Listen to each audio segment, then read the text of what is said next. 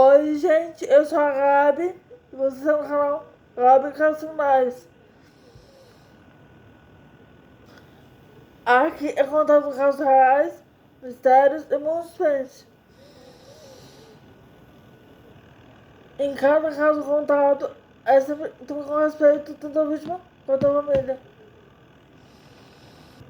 Se você gosta desse tipo de conteúdo, se inscreva, ligue o sininho, comente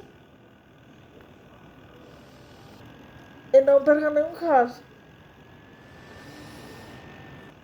Agora vamos ao caso de hoje.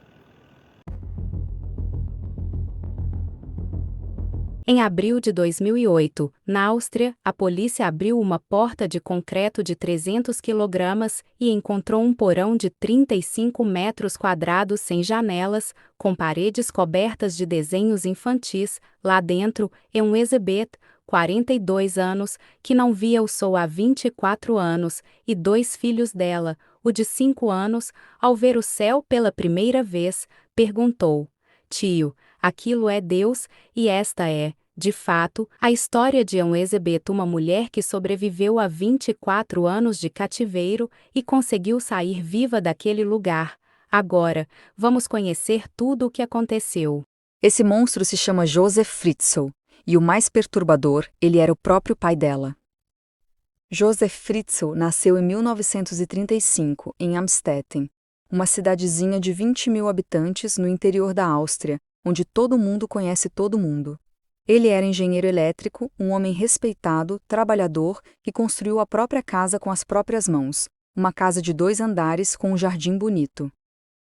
Josef se casou com Rosemarie, uma mulher quieta e submissa, que tinha medo dele. Juntos, tiveram 7 filhos.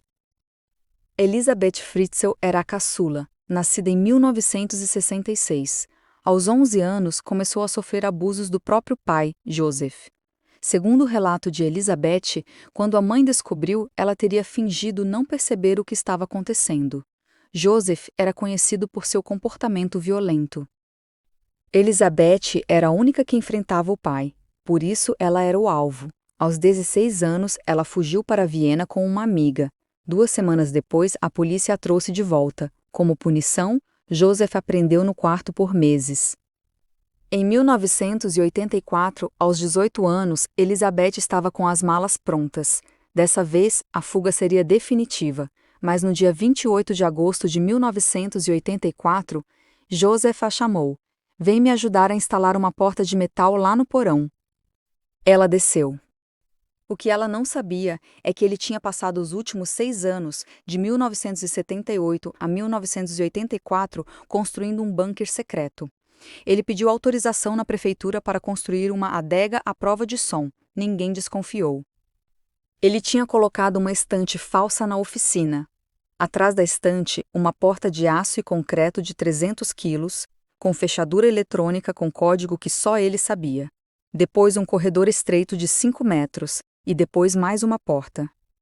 Quando Elisabeth segurou a porta para ele parafusar, ele jogou um pano com éter no rosto dela. Algemou as mãos dela nas costas e a arrastou para dentro. No dia seguinte, ele foi até a delegacia e disse: "Minha filha fugiu para uma seita religiosa." Um mês depois, ele obrigou Elisabeth a escrever uma carta dentro do porão. "Mãe, pai, não me procurem, eu fui embora."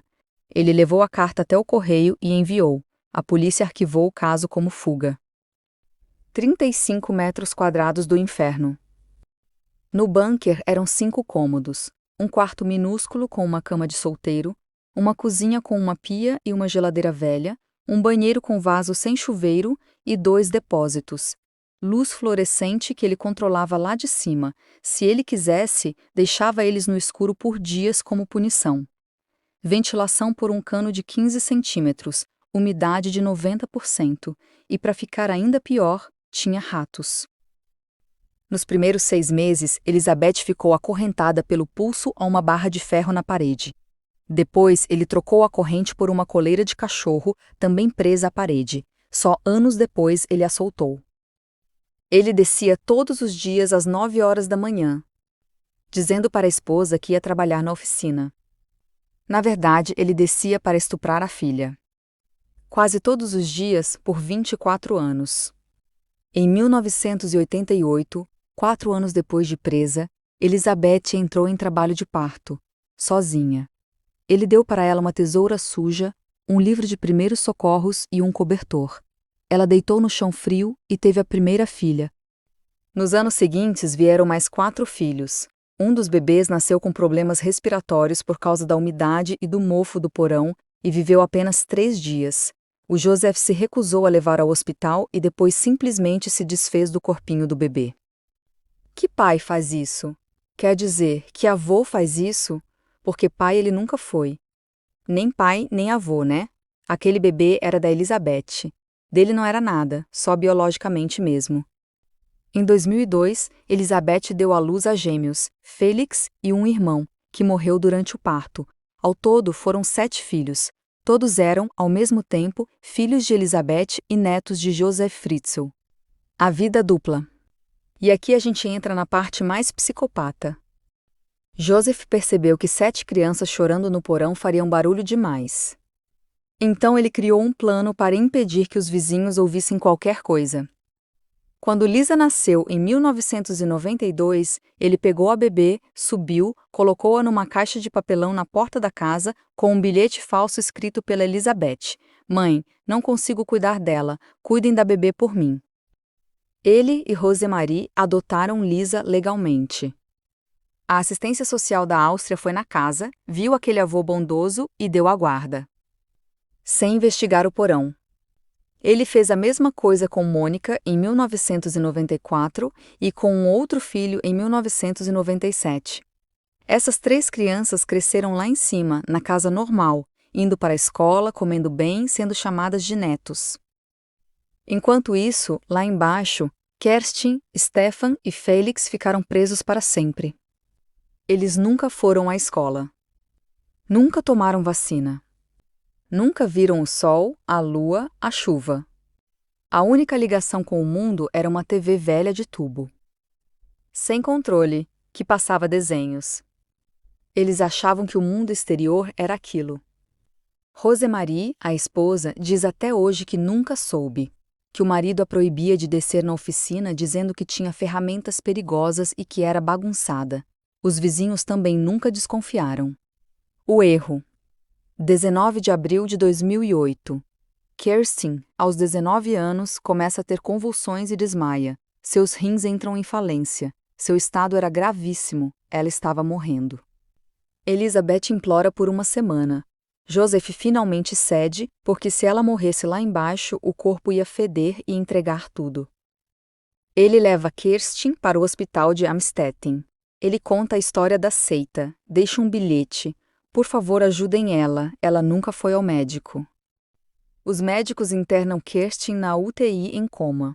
Mas o médico-chefe acha tudo muito estranho. Uma menina de 19 anos que nunca foi ao médico, com dentes destruídos, pele que nunca viu sol. Ele chama a polícia e pede: tragam a mãe.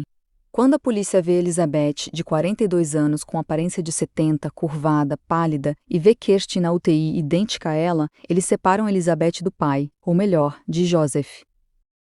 Elizabeth, você está segura agora. Ele não chega mais perto de você.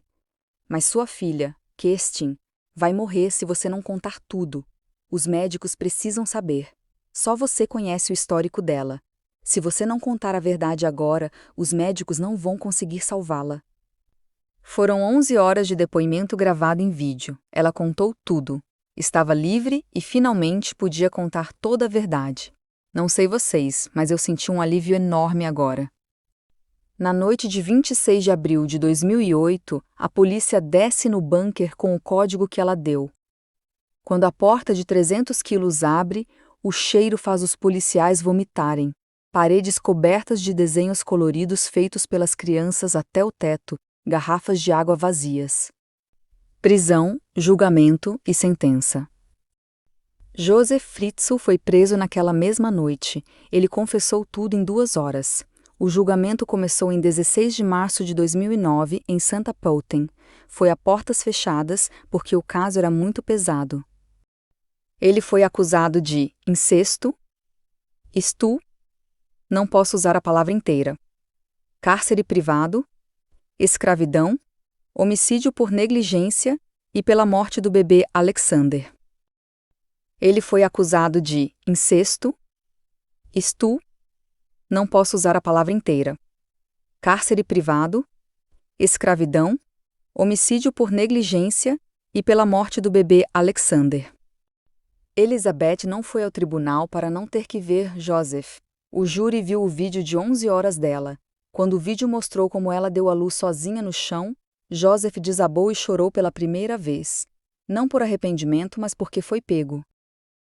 O laudo psiquiátrico disse: transtorno de personalidade narcisista grave, com necessidade extrema de controle e poder. Totalmente imputável.